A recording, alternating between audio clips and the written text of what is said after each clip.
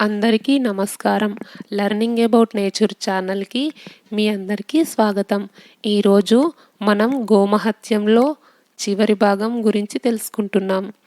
ఈ ప్రపంచంలోనే అత్యంత శక్తివంతమైన స్త్రీలు దేవేంద్రుని భార్య సచీదేవి, బ్రహ్మదేవుని భార్య సరస్వతీదేవి, శ్రీమన్నారాయణుని భార్య లక్ష్మీదేవి, శ్రీరాముల వారి భార్య సీతాదేవి, శ్రీ గోపాలకృష్ణమూర్తి భార్య రుక్మిణీదేవి, ఈశ్వరుని భార్య పార్వతీదేవి, వశిష్ఠుల వారి భార్య అరుంధతీదేవి. వీరంతా కలిసి కృష్ణుడిని ఇలా అడుగుతున్నారు: కృష్ణ, ప్రాతకాలమున లేచి ఆడవారు చేసిన పాపములు ఎలాగపోవును కృష్ణ అని అడిగారు.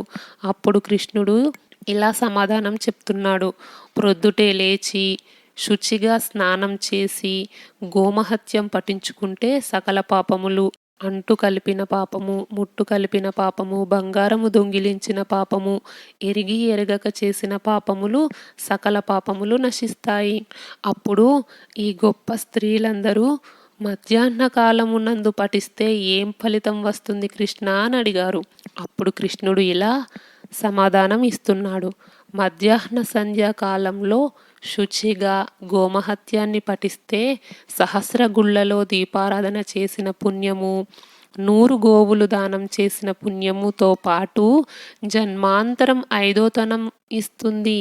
మరి సాయం సంధ్యాకాలంలో పఠిస్తే ఏమిటి కృష్ణ అంటే, కృష్ణుడు ఇలా సమాధానం ఇస్తున్నాడు: సాయంత్రం పూట శుచిగా గోమహత్యం పఠిస్తే యమబాధలు పడబోరు, యమకింకరులు చూడబోరు. గోమహత్యం ఎల్లప్పుడూ పఠించినా పనతి వస్తుంది. అంటే వీళ్ళు ఎలాగ వస్తుంది, ఏ తీరున వస్తుంది అని అడిగారు.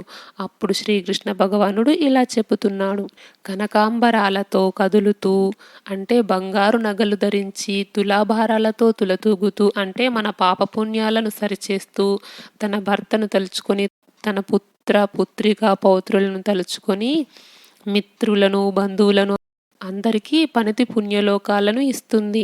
శరీరం విడిచిపెట్టిన తర్వాత మన పాపాలను ఆవిడ క్రిందికి దింపేసి పసుపు, పారాని, అక్షింతలు, గంధము ఇచ్చి కొత్త శరీరం ఇచ్చి కరుణించి నరకంలో అనుభవించే పాపభాగాలలో పురుగులను వరుసగా తీసేసి, ఇనుప ముక్క కాకులను వెనక్కు త్రోసేసి, మండే పెనాలను క్రిందకు దింపేసి ఆవిడ మనల్ని కాశీ, గయా, ప్రయాగ అనే నదుల మీదుగా అన్నీ దర్శింపజేస్తూ వైకుంఠమునకు తీసుకొని వెళ్తుంది.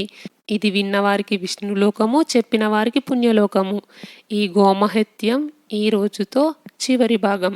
వచ్చే వీడియోలలో ముందు వీడియోలో చెప్పినట్లు కొన్ని ప్రయోజనాలు తెలుసుకుందాం. ఈ వీడియో నచ్చితే లైక్ చేయండి, షేర్ చేయండి. లెర్నింగ్ అబౌట్ నేచర్ ఛానల్ని సబ్స్క్రైబ్ చేయండి. బెల్ ఐకాన్ గుర్తుపై క్లిక్ చేయండి. ఇంతవరకు ఈ వీడియో చూసినందుకు మీ అందరికీ ధన్యవాదాలు. కృష్ణార్పణం. లోకా సమస్త సుఖినో భవంతు.